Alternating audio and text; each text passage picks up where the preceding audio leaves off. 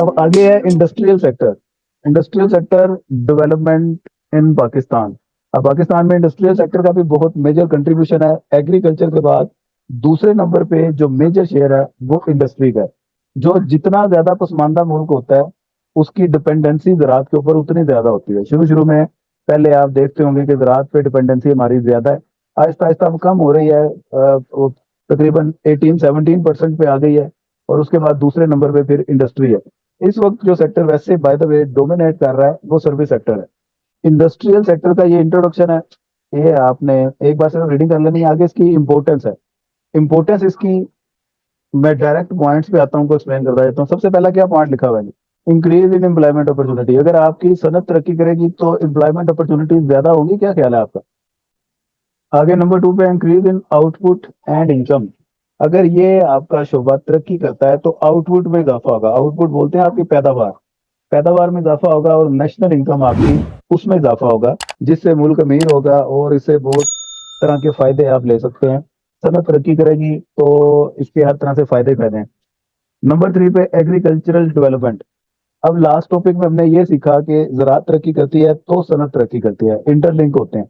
यहाँ पे सनत तरक्की करेगी तो इसकी वजह से ज़राअत भी तरक्की करेगी। क्यों? क्योंकि अगर सनत तरक्की कर रही है, वो आप खेती बाड़ी के जो अच्छे आलात कार हैं वो प्रोड्यूस कर रहे हैं, ट्रैक्टर, हार्वेस्टर, थ्रेशर वगैरह, वो प्रोड्यूस होंगे तो उसका डेफिनेटली एग्रीकल्चर साइड पे फायदा होगा। और आपकी एग्रीकल्चर की जो इंडस्ट्री है वो भी ग्रो करेगी। तो इंडस्ट्री ग्रो करती है तो एग्रीकल्चर सेक्टर उसको भी फायदा होता है, या एग्रीकल्चर सेक्टर ग्रो करता है उसका इंडस्ट्री साइड को भी फायदा होता है। नंबर 4 पे development of allied and related sector. Allied and related sector जितने भी हैं उनको भी फायदा होता है सनत के तरक्की करने से। मसलन सनत तरक्की कर रही है, ज़राअत तरक्की करेगी, ये तो हमें समझ आ गई बात। लेकिन दूसरे डिपार्टमेंट लाइक ट्रांसपोर्टेशन सेक्टर है, उसको भी फायदा होता है। जितनी सनत तरक्की करेगी, लोगों ने एक दूसरे के साथ कम्युनिकेट करना है, तो कम्युनिकेट वो इंटरनेट से या मोबाइल मोबाइल से करेंगे, सिम से, कॉल पे या एसएमएस पे। तो आपकी कम्युनिकेशन सेक्टर साइड वो स्ट्रोंग हो रहा है। आपकी सनत तरक्की कर रही है तो चीज़ों को एक इंडस्ट्री से दूसरी इंडस्ट्री तक आपने पहुंचाना है, जिसके लिए आपको कन्वेंस की जरूरत पड़ेगी। तो आपकी ट्रांसपोर्टेशन सेक्टर, ट्रांसपोर्टेशन साइड वो इम्प्रूव होगी, आपकी सर्विस साइड वो इम्प्रूव होगी। तो ये यहाँ से साबित हुआ, अगर इंडस्ट्री तरक्की करेगी तो उसके रिलेटेड जो दूसरे सेक्टर है या अलाइड सेक्टर है, उससे मुंसलिक दूसरे सेक्टर है, वो तरक्की करते हैं। अगली बात, attainment of internal and external economies. जब आपकी सनत तरक्की करेगी तो आपको इंटरनल या एक्सटर्नल इकोनॉमीज वो मिलेंगी। दो तरह की इकोनॉमीज होती हैं। इंटरनल इकोनॉमीज का मतलब आपकी लेबर स्किल्ड हो जाएगी, स्पेशलाइज्ड हो जाएगी, हुनरमंद हो जाएगी और काम करने की तेजी आ जाएगी। एक दिन में जहां पे आप 100 यूनिट पैदा करते हैं, तो सनत के तरक्की करने से प्रोडक्शन आप जब मुसलसल करते जाएंगे तो 100 की बजाय आप एक दिन में 200 पैदा करना शुरू कर देंगे, 300 पैदा करना शुरू कर देंगे। क्यों? क्योंकि आपकी स्पीड भी तेज हो गई है। दूसरा, काम करते करते आपको हो सकता है कि कुछ शॉर्टकट रास्ते पता चल जाएं, जिनकी वजह से वही यूनिट जो पहले देर से तैयार होता था अब जल्दी तैयार हो रहा है। आपकी कॉस्ट ऑफ प्रोडक्शन कम हो जाती है, टेक्नोलॉजी की आपको समझ आ जाती है। तो इस तरह के जितने भी काम होते हैं इन्हें बोलते हैं इंटरनल इकोनॉमीज। तो ये तो बात कंफर्म है कि जब सनत तरक्की करती है उसको इंटरनल इकोनॉमीज मिलते हैं। एक होते हैं एक्सटर्नल इकोनॉमीज। सनत के बाहर जो दूसरे बाहर की दुनिया है उनको भी फायदा होता है। उनको किस तरह से फायदा होता है? एक मिसाल है कि अगर एक स्कूल ओपन होता है, वो चल पड़ता है, तो वो स्कूल की मैनेजमेंट तो आहिस्ता आहिस्ता बेहतर होती है, ट्रेंड हो जाती है, टीचर्स स्किल्ड हो जाते हैं। लेकिन अगर स्कूल बड़े पैमाने पे चल जाए तो साथ कोई स्टेशनरी वाली शॉप ओपन हो जाती है, उसका भी रोजगार चलना शुरू हो जाता है। साथ किसी ने कंटीन डाल ली, उसका रोजगार शुरू हो गया। साथ किसी ने स्कूल तक बच्चों को छोड़ने की रिस्पॉन्सिबिलिटी ले ली, तो ट्रांसपोर्टेशन वालों का काम चलना शुरू हो गया। साथ दर्जी की दुकान ओपन हो गई, उसका काम चलना शुरू हो गया। तो ये एक्सटर्नल इकोनॉमीज है, बाहर की दुनिया को भी फायदा होना शुरू हो जाता है जैसे ही आपकी सनत तरक्की करती है। बात समझ रहे हैं? अब इसके बाद नेक्स्ट पॉइंट है industrialisation bring social and economic change. तो जब आपकी इंडस्ट्रियलाइजेशन होगी तो आपका सोशल और इकोनॉमिक उसमें तब्दीली आएगी। इंफ्रास्ट्रक्चर में सोशल तब्दीली ये आएगी कि आपका लिविंग स्टैंडर्ड इंप्रूव हो जाएगा, सोच चेंज हो जाएगी, और आपकी जो फजूल किस्म की आदतें, रस्म और रिवाज हैं वो इम्प्रूव हो जाएंगे। दिखावे का एलिमेंट खत्म हो जाएगा, शौकियां मारने का एलिमेंट खत्म हो जाएगा, क्योंकि शौकियां वही मारता है जो गरीब है, दिखाना चाहता है कि मैं अमीर हूँ। जितने भी डेवलप्ड नेशन हैं उनमें शोखियां मारने का एलिमेंट नहीं है। इसीलिए आप उधर के जो बड़े बड़े ब्रांड हैं उनके मालिक को देख लें, वो फुटपाथ पे बैठ के खाना भी खा लेते हैं, लाइनों में लग के बिल भी जमा करवा लेते हैं, बसों में सफर भी कर लेते हैं। उनको क्या जरूरत है दिखाने की कि वो अमीर है? भाई वो अमीर हैं। अब जो अमीर नहीं है उन्होंने दिखाना कि हम अमीर हैं, इसलिए फिर वो BMW गाड़ी ली, महंगे से महंगे 5 स्टार होटल को बुक करवाया, उधर फिर रहना शुरू कर दिया, प्रोटोकॉल दिया, बड़ी गाड़ी में वीगो डाले पे आ रहे हैं ताकि देख के पता चले ये अमीर हैं। तो जो होते हैं वो दिखाते नहीं हैं, जो नहीं होते वो दिखाते हैं। ये रूल आपने याद रखना है हमेशा। तो पाकिस्तान में फिर आपको पता ही है कि इस किस्म के एलिमेंट ज्यादा हैं। शादियों में फजूल किस्म के खर्चे इसी वजह से होते हैं क्योंकि दिखाना है कि भाई अकरम साहब ने शादी की थी तो बल्ले बल्ले भी पूरा पिंड बेचता थी, कमाल कर सुटिया भी, तो पता लगे कि अकरम साहब 20 साल हो गए ने अपनी शादी का कर्जा ही ला रहे हैं। तो इस किस्म के एलिमेंट यहाँ पे होते हैं। तो आपका अगर इंडस्ट्री तरक्की करेगी, सोशल और इकोनॉमिक चेंज आएगा। नंबर 7 पे है, industrialisation will reduce BOP deficit. आपका जो बजट खसारे में जा रहा है, बैलेंस ऑफ पेमेंट, बीओपी बोलते हैं बैलेंस ऑफ पेमेंट, तो ये जो खसारे में जा रहा है ये खसारा आपका कम हो जाएगा या खत्म हो जाएगा अगर आपकी सनत तरक्की करेगी। उस खसारे में क्यों जाता है? क्योंकि आपकी पैदावार कम है, जिसकी वजह से आप एक्सपोर्ट कम करते हैं। तो जब पैदावार ज्यादा होगी, आपकी एक्सपोर्ट ज्यादा होगी तो खसारा ऑटोमेटिकली कम हो जाएगा। नंबर 8 पे इंक्रीज सेविंग एंड इन्वेस्टमेंट। इससे लोगों की सेविंग भी इंक्रीज होगी, मुल्क में सरमायादारी इंक्रीज होगी। Number 9, increase government revenue, government की वसूलियां वो इंक्रीज होंगी, लोग टैक्स ज्यादा देंगे, गवर्नमेंट की भी मुझे लगेंगे।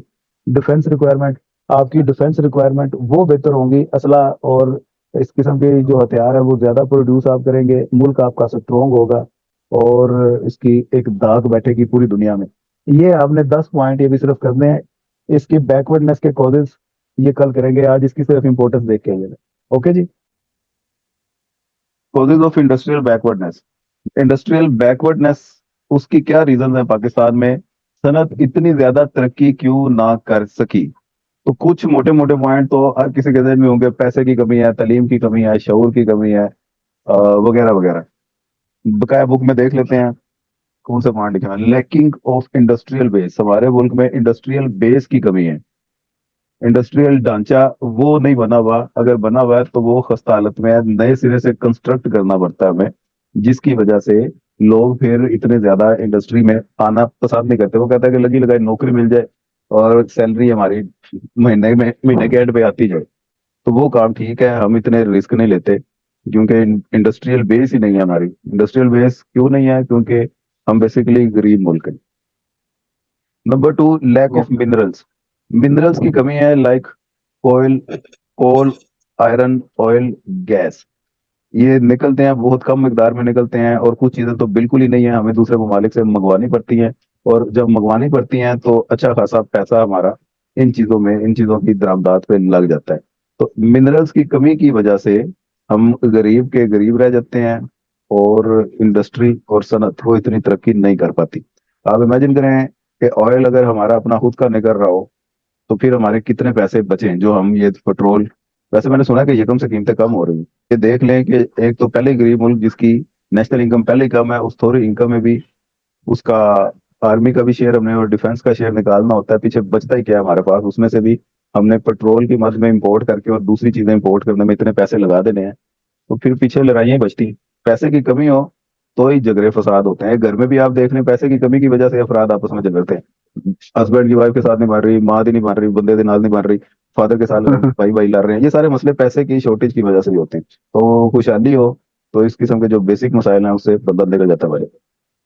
तो यहाँ पे भी आप देखें, डकैती, राजधानी, इस तरह की वारदातें, डकैतियां भी ज्यादा इसी वजह से हैं कि पैसों की कमी। Deficiency of capital. कैपिटल एक तो पहले ही कम है और जो है वो इतना इफेक्टिव नहीं है, उसकी एफिशिएंसी कम है। एफिशिएंसी लेस होने को बोलते हैं डेफिशिएंसी। तो उसकी सलाहियत इतनी अच्छी नहीं है, उसको अगर आप इस्तेमाल करें, अगर वही कैपिटल आपको अच्छी क्वालिटी में मिल जाए, जो कि यूरोपियन नेशन में उसकी क्वालिटी एक होती है, स्टैंडर्ड होता है, उसकी लाइफ भी अच्छी है, उसकी प्रोडक्शन भी ज्यादा होती है, उसे आप एक दिन में या एक घंटे में ज्यादा यूनिट्स निकाल सकते हैं। लेकिन यहाँ पे जो कैपिटल है उसकी क्वालिटी इतनी अच्छी नहीं है और जिसकी वजह से उसकी एफिशिएंसी भी कम है। नंबर 4 पे disputed and controversial industrial strategies. हमारी कुछ कंट्रोवर्शियल स्ट्रेटजीज है, डिस्प्यूटेड है, झगड़े हैं, और जायदादों में कब्जे के रोले हैं। और आप जगह जगह पे देखेंगे प्रॉपर्टी के बाहर लिखा होता है कि ये मलकियत तनाज़ा है, तो इसकी खरीदो फरोख्त से परहेज किया जाए। हर घर में ये मसले चल रहे हैं, हर जमीन जायदाद के अफेयर चल रहे हैं, जिनके जेन्युइन काम है भी पटवारी वो भी ठीक तरीके से नहीं कर रहे। और आपको मैं बताता चलूं कि जिनका ठीक काम चल रहा है उनको भी ये खतरा ही रहता है कि यार कोई आगे लूट के ना ले जाए, कोई नाजायज कब्जा माफिया ना आ जाए। ऐसा बेशुमार दफा यहाँ पे हो गया, अक्सर आए दिन होता रहता है। बल्कि मेरे खुद के जो दादा अबू थे उनका लाहौर में लंडे में एक लोहे का गोदाम था पूरा। आपको पता है लाहौर लंडे में लोहे की वो पूरी साइड है जिसमें वो पेटियां शेटियां बनती हैं और लोहे के तमाम वो काम होते हैं, डंबल शंबल वेट लिफ्टिंग के। अब तो वो काम काफी कम हो गया, पहले बहुत ज्यादा इसका सेक्टर होता था। तो वो अकेले अकेले थे, साथ उनका भाई भी और कोई नहीं था। तो जनाब उनका पूरे कारखाने पे ये जो कब्जा माफिया है उन्होंने आके कब्जा कर लिया। अच्छा भला उनका काम चलता था। अब वो है भी पुरानी सन दूर की बातें हैं ना, उसके बाद वाले साहब ने इतना ध्यान दिया, ना अब हमें जमीन का पता है, ना जगह का पता है, ना गल बात का पता है। तो अब क्या बात करें, इस तरह के भी काम होते हैं यहाँ पे। तो जिसकी वजह से सनत आपकी इतना तरक्की नहीं करती। लोग डरते हैं कि यार क्या हम इतना प्रोमिनेंट होंगे तो उतने लोगों की नजरों में आएंगे, और उतना ही फिर वो हमें वो पर्चियां आना शुरू हो जाती हैं कि आप ये पैसे जमा करो। Lack of infrastructural facilities, infrastructural facilities की कमी है यहाँ पे। जमीनें जो सी हैं इतनी पुख्ता नहीं है, कच्चे रोड है। पानी की गैस के मसले, इलेक्ट्रिसिटी की लोड शेडिंग, आए दिन एनर्जी क्राइसिस। गैस सर्दियों में गैस नहीं आती, गर्मियों में बिजली नहीं आती, और बिल टका के आ जाते हैं। आपके जो बेसिक इंफ्रास्ट्रक्चर है वो इतना ज्यादा डेवलप नहीं है, रोड टूट फूट का शिकार है। लाहौर में तो काफी हद तक उन्होंने ओवरकम कर लिया है, चीजें काफी मेंटेन कर ली हैं, लेकिन लाहौर से जैसे बाहर निकलते हैं बहुत सारे ऐसे इलाके हैं जहाँ पे नशेबी इलाके हैं, पानी जमा हो जाता है। थोड़ा सा बारिश आने से, और नदी नालों का वो इतना ज्यादा बेहतर निकास नहीं है, सीवरेज सिस्टम और सीवेज सिस्टम ये इतना ज्यादा बेहतर नहीं है। इस वजह से भी लोग इन्वेस्टमेंट करने से जरा थोड़ा सा घबराते हैं। इंडस्ट्री इतनी ज्यादा तरक्की नहीं कर रही है। कॉम्प्लिकेटेड ऑफिशियल प्रोसीजर बहुत ज्यादा कॉम्प्लिकेटेड होता है। फजूल के वो चक्कर लगवाते हैं, खज्जल खुआर करते हैं। रेड टैपिज्म का यहाँ पे एक ट्रेंड है। रेड टैपिज्म बोलते हैं कि एक बंदा गया है ऑफिस में, उसने सरकारी किसी ऑफिस से काम करवा रहा है, मिसाल के तौर पे मैट्रिक का उसका पेपर है और नाम उसका गलत आ गया, उसने अपने नाम की करेक्शन करवानी है। तो यहाँ पे जो बोर्ड का ऑफिस है उधर चले जाएंगे। बोर्ड का ऑफिस पता चलता है वो जनाब आपके पास है, सामने करके उधर जाते हैं। पता चलता है जी आपने वो ऊपर तीसरी मंजिल पे जाना है। अच्छा, जो बच्चा तीसरी मंजिल पे जाएगा, जाके पता चलेगा जी पहले तो इधर ही ये डिपार्टमेंट होता था, अब यहाँ से शिफ्ट होकर वो सामने चला गया हुआ है, आप उस डिपार्टमेंट में चले जाएंगे, वहां पे इसको डील करते हैं नाम चेंज करने को। अच्छा जी ठीक है, दूसरे डिपार्टमेंट में चले जाते हैं। उस डिपार्टमेंट में जाए, पता चलता है जी ब्रेक टाइम 4 घंटा वेट करें, साहब उन्हीं मीटिंग बिजी ने, चाय पी रहे हैं। तो इस तरह के, अच्छा जी टाइम खत्म हो गया कल आए। फजूल की खज्जल खुआरी, इसे बोलते हैं रेड टैपिज्म। तो यहाँ पे रेड टैपिज्म का बहुत ज्यादा इन्फ्लुएंस है। ऑफिशियल प्रोसीजर बहुत ज्यादा कॉम्प्लिकेटेड है, जिसकी वजह से लोग जल्दी काम स्टार्ट करने में इंटरेस्ट नहीं शो करते। Lack of consultancy facilities, consultancy facilities की कमी है। लोगों को जो अपनी समझ के मुताबिक ठीक लगता है वो कारोबार स्टार्ट कर लेते हैं, हालांकि उस कारोबार की उस टाइम और उस जगह के मुनासबत से सूटेबिलिटी बेशक ना हो, क्योंकि वो उनको काम यही आता है और दूसरा उनकी समझ में यही आया कि अच्छा भाई ये काम स्टार्ट कर लो, फार्मेसी की दुकान खोल लो जी, तो पता चले कि साथ एक और भी है, उसके साथ एक और भी है। तो इतना फायदा नहीं होता। उस चीज का कारोबार स्टार्ट करें जहां पे उसकी डिमांड हो, पास पास कोई आपका कंपटीटर ना हो, थोड़े से फासले पे हो। तो इतनी कंसल्टेंसी की फैसिलिटीज भी नहीं है, किससे मशवरा करें, किससे पूछें, हर बंदा ही छुरा है। Poor quality of manufactured goods, तो हमारी जो गुड्स तैयार भी होती हैं उनकी क्वालिटी इतनी अच्छी नहीं है कि हम इम्पोर्टेड चीजों को compete कर सकें। आप बाहर जाके देख लें तो शादो नाजिर ही हमारा ब्रांड नजर आता है आपको, सिवाय क्लोथिंग ब्रांड्स के अलावा। मुझे नहीं याद कि कोई और ब्रांड भी हमारा इंटरनेशनल लेवल पे चलता हो। या एक आधी वो कोई बेकरी आइटम होगी जो चलती होगी, अदरवाइज जो दूसरी इंपोर्टेड क्वालिटी है वो हमसे सुपीरियर है। हमारी अपने जो लोकल प्रोडक्ट है वो इतनी अच्छी क्वालिटी की नहीं होती, ये तो बात आप सब लोग मानेंगे। इस वजह से भी जो इन्वेस्टर्स हैं वो ज्यादा इन्वेस्टमेंट नहीं करते, पैसा नहीं लगाते। Lack of technical know how and industrial disputes, technical know how नहीं है। नाउ हाउ क्यों नहीं है? क्योंकि एजुकेशन की कमी है, उनको मशीनें कैपिटल वगैरह ऑपरेट करना नहीं इतने अच्छे से आता, चीजों को मैनेज करना नहीं आता, चीजें बहुत ज्यादा वेस्ट हो जाती हैं। टैरिफ स्ट्रक्चर, हमारे यहाँ टैरिफ स्ट्रक्चर इतना वेल डिफाइंड नहीं है, कोई समझ नहीं आती कि कब किस पे कितना वो टैरिफ लगा दें। उस वजह से फिर मसले मसाइल काफी चलती हैं। इन्फ्लेशनरी टेंडेंसी, हमारे पास इन्फ्लेशनरी टेंडेंसीज हैं। कीमतें एक जगह पे रुकी हुई नहीं है, वो शार्पली इंक्रीज होती हैं। इस वजह से सरमायाकार सरमायाकारी नहीं करते, क्योंकि उनको पता है कि यार हम सरमायाकारी कर लेंगे तो रेट का पता कोई नहीं है, हमसे लोग खरीदते हैं कि नहीं खरीदते, उनकी परचेजिंग पावर पहले ही कम है, फिर कीमतें भी नहीं सांस लेने दे रही उनको, तो चीजें हमारी फजूल ही जाएंगी, दफा करो। सोशल पॉलिटिकल फैक्टर्स, हमारे कुछ सोशल और पॉलिटिकल फैक्टर्स भी इस तरह के हैं, हमारी तालीम इस तरह की है, वो गुलाम प्रोड्यूस कर रही है बेसिकली।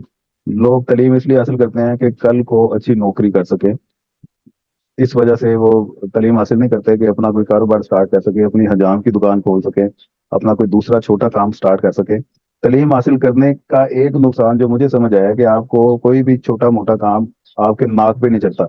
अच्छा भी अब मैं ये काम करूंगा, इस चक्कर में लोग बेरोजगार रह जाते हैं। यही तालीम अगर हासिल ना करें तो वो छोटा मोटा काम भी कर लेंगे, कम से कम उनके अंदर वो नखरा तो नहीं ना आएगा, अच्छा यार कोई बात नहीं, बूटी पॉलिश कर देना, कर लेते हैं, अच्छा कोई बात नहीं, ये हमने मेहनत मजदूरी ठेले लगाना है, लोडिंग अनलोडिंग करनी है, कर लेते हैं। पढ़ लिख के लोग ज्यादा बेरोजगार हो रहे हैं। तो ये सोशल और पॉलिटिकल फैक्टर्स है, कुछ पॉलिटिकल इंस्टेबिलिटी है, सियासतदानों की आपस में नहीं बनती। एक पार्टी इलेक्ट होके आती है, दूसरी उसे गिराने के चक्कर में रहती है, नई हुकूमत आती है, पुरानी हुकूमत की पॉलिसीज को बिल्कुल जीरो कर देती है, फिर आगे अपने नई पॉलिसीज और स्ट्रेटजीज वो स्टार्ट करवा देती है, मुल्क फिर 5 साल पीछे चला जाता है। कोई नई हुकूमत ऐसे नहीं आती जिसने पिछले मंसूबों को आगे कैरी किया हो और उसी को कंप्लीट किया हो। वो कहते हैं कि फिर इस तरह तो उनका नाम लगेगा, हम अपने मंसूबे बनाएंगे, जीरो से स्टार्ट करेंगे, उन्होंने ये भी गलत किया, ये भी गलत किया, ये भी गलत किया है, जीरो से स्टार्ट करें। इस तरह के फैक्टर्स हैं यहाँ पे, सनत की पैदावार इतनी अच्छी नहीं है। अब ये हो गए, आगे इसकी कुछ सजेशन हैं। सजेशन, आपने वही पॉइंट जो ऊपर प्रॉब्लम्स हैं उनको ऑपोजिट करके लिख देना है, तो ये उसके इम्प्रूव करने की स्ट्रेटजीज हो जाएंगी, सजेशन हो जाएंगी। समझ लग रही है बात? हर हेडिंग्स को आपने उल्टा के लिख दें, इधर हेडिंग बना के नहीं लिखा हुआ, वैसे पॉइंट्स बना के इन्होंने ये सजेशन दी हुई हैं, कोई 4-5 सजेशन हैं। यहाँ पे आपका ये टॉपिक कंप्लीट हो गया। और याद रखें, दोबारा रिपीट कर दूं, इम्पोर्टेंस ऑफ इंडस्ट्री, इसकी लो प्रोडक्टिविटी की रीजंस और लो प्रोडक्शन को दूर करने की सजेशंस, इन तीनों में से कोई से दो पूछेगा। जो सेम काम आपने एग्री में किया वही सेम इंडस्ट्री में करें। ये क्वेश्चन आपका कंप्लीट है और कंफर्म इस दफा आपको इंडस्ट्री या एग्री में से एक क्वेश्चन 20 नंबर का आना ही आना है। जितना अच्छा हो सकता है तैयार कर लें इसको।